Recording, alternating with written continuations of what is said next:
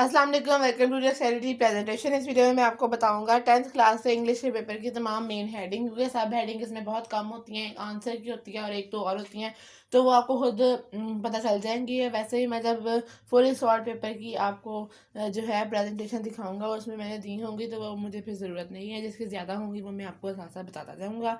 तो सबसे पहले हम सारी मेन हेडिंग्स के लिए हमें जो मार्कर चाहिए वो कट मार्कर है, 605 कट मार्कर। ये उर्दू मास्टर का है, ये सबसे अच्छा होता है कट मार्कर, जो कि बोल्ड हेडिंग के लिए यूज़ होता है। क्योंकि देखें जो टिप होती है वो ज़रा मोटी होती है, और इंग्लिश के अंदर हमेशा से जो ये ऊंची वाली टिप है वो राइट साइड पे, सॉरी लेफ़्ट साइड पे, और जो नीची वाली टिप है वो राइट साइड पे रखी जाती है। ये देखें, ये फोकस नहीं हो रहा है, मैं इसको फोकस करने की कोशिश करता हूँ। ये देखें, ये ऐसे उर्दू में होता है और ऐसे होता है इंग्लिश के अंदर। ठीक है, तो अब हम लिखना स्टार्ट करते हैं। तो पहली जो हेडिंग होती है वो होती है सब्जेक्टिव पार्ट की। तो ये देखें, अब मैं सब्जेक्टिव पार्ट की हेडिंग देने लगा हूँ और अब हम स्टार्ट करने लगे हैं। तो ये देखें, होप आपको सही नज़र आ रहा है।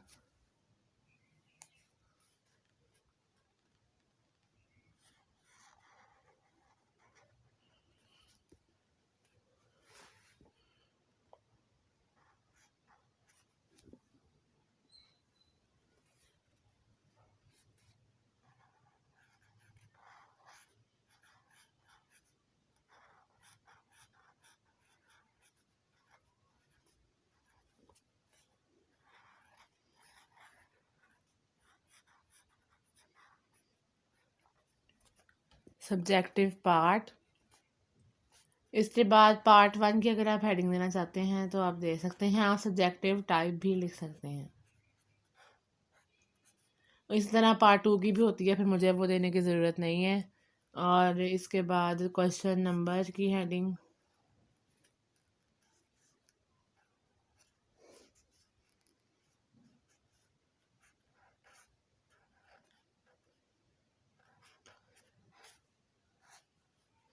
ये, और शॉर्ट क्वेश्चन से आप क्वेश्चन आंसर भी लिख सकते हैं।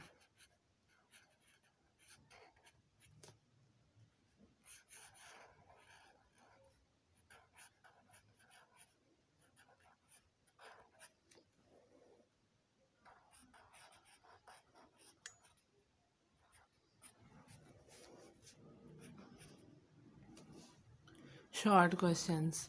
और इसके बाद अगली हेडिंग जो हम देते हैं नेक्स्ट क्वेश्चन में, translation into Urdu.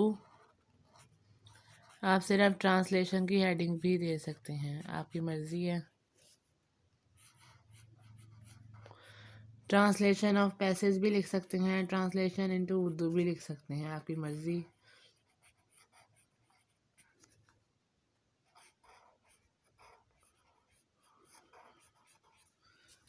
Translation into Urdu, और फिर समरी ऑफ पोइम।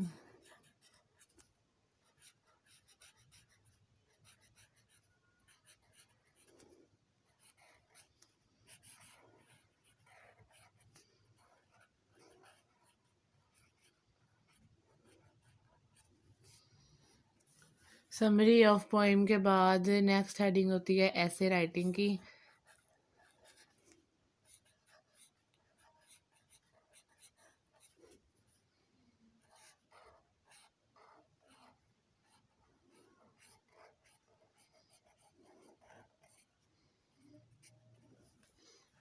ऐसे राइटिंग के बाद डायरेक्ट एंड इनडायरेक्ट स्पीच।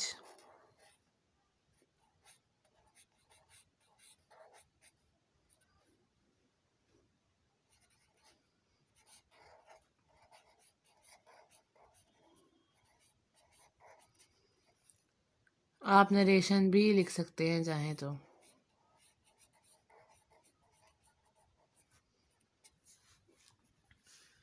और इस सेकंड लास्ट है पेयर ऑफ वर्ड्स।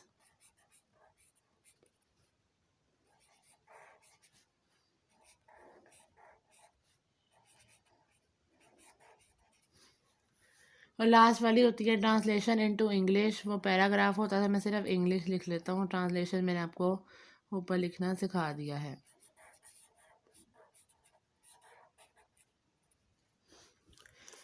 तो ये देखें, ये सारी हेडिंग्स हैं जो कि यूज़ होती हैं 10th क्लास के अंदर।